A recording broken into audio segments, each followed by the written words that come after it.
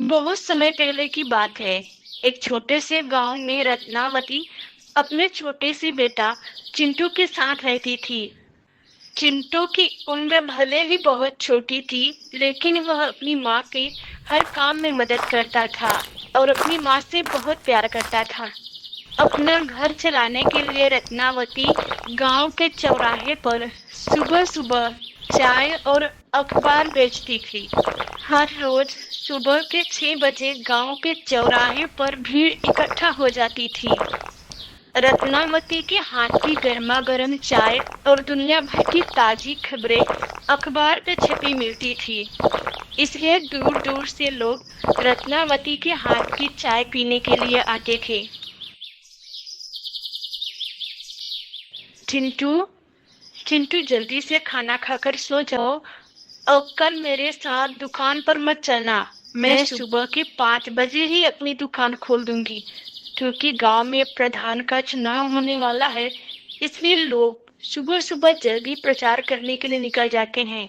मैं जल्दी दुकान खोलूंगी तो मेरे दुकान में ज्यादा लोग आएंगे, तो ज्यादा कमाई भी होगी।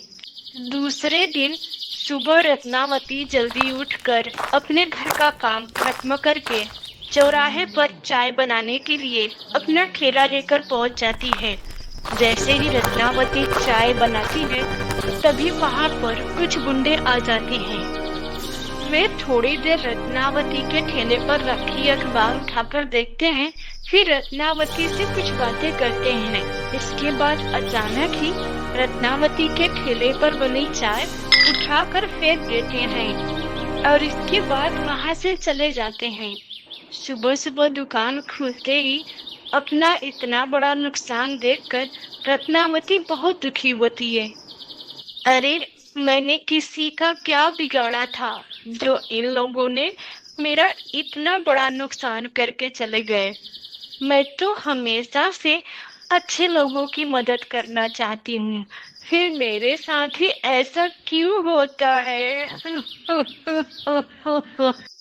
उस दिन के बाद से रत्नावती सुबह के 3 बजे ही अपने ठेले पर चाय बनाना शुरू कर देती थी। सुबह के 3 बजे भी रत्नावती के ठेले पर चाय पीने वालों की काफी भीड़ रहती थी। एक दिन की बात होती है। दूसरे गांव के कुछ लोग अपने चुनाव का प्रचार प्रसार करते रत्नावती के ठेले पर चाय पीने के लिए पहुंच जाते हैं। रत्नावती उन्हें चाय बनाकर देती है, फिर जैसे ही वे अखबार लेने के लिए नीचे झुकते हैं, तो रत्नावती के उल्टे पैर देखकर चौंक जाते हैं और उनकी चीख निकल जाती है। रत्नावती को समझते देर न लगी कि उन लोगों ने रत्नावती को पहचान लिया है। इसलिए रत्नावती तुरंत ही चुड़ैल के रूप में आती है और उनका गला दबाकर उन्हें मार देती है। यह सब दृश्य गांव का एक आदमी मुन्ना उधर ही खड़ा होकर देख रहा था। मुन्ना गांव के प्रधान का नौकर था, जो सुबह सुबह किसी काम से घर से बाहर निकला था।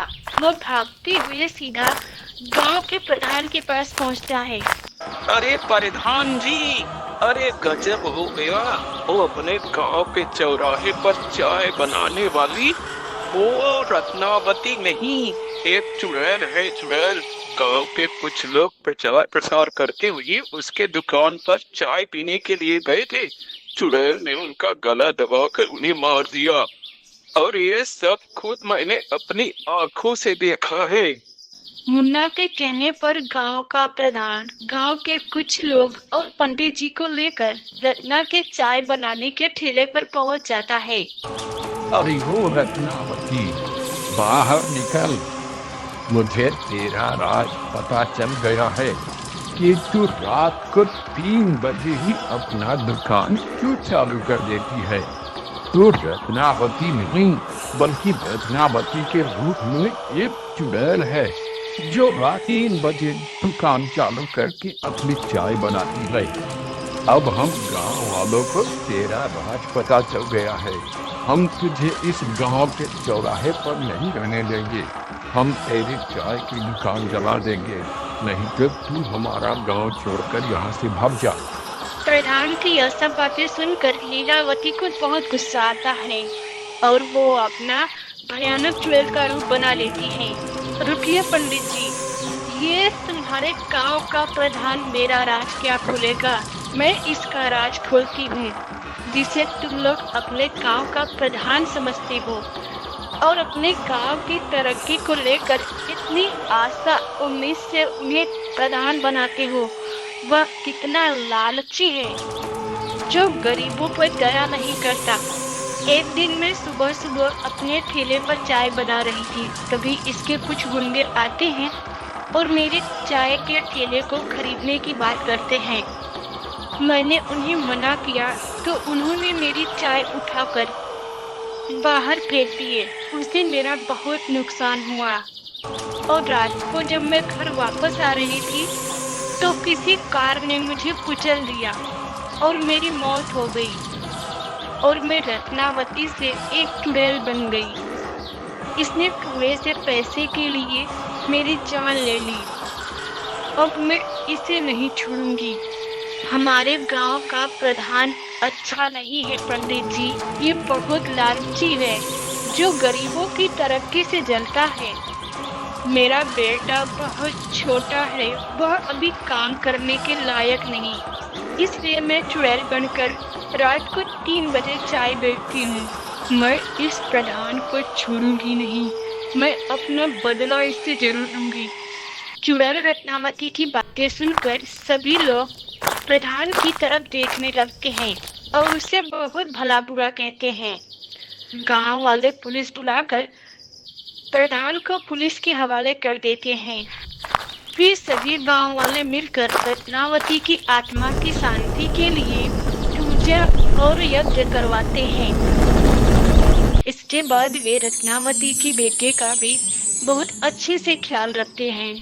फिर गांव वाले अपने गांव के लिए एक नए प्रधान की खोज करते हैं। गांव के लोग जब भी चौराहे पर चाय पीने के लिए जाते थे तो रत्नावती को बहुत याद करते थे। अरे भैया, रत्नावती के हाथ की चाय की तो बात ही कुछ और थी। रत्नावती चाय बहुत अच्छा बनाती थी, इसलिए तो जब भी हम चौराहे पर चाय पीने आते हैं तो हमें रत्ना की बहुत याद आती है।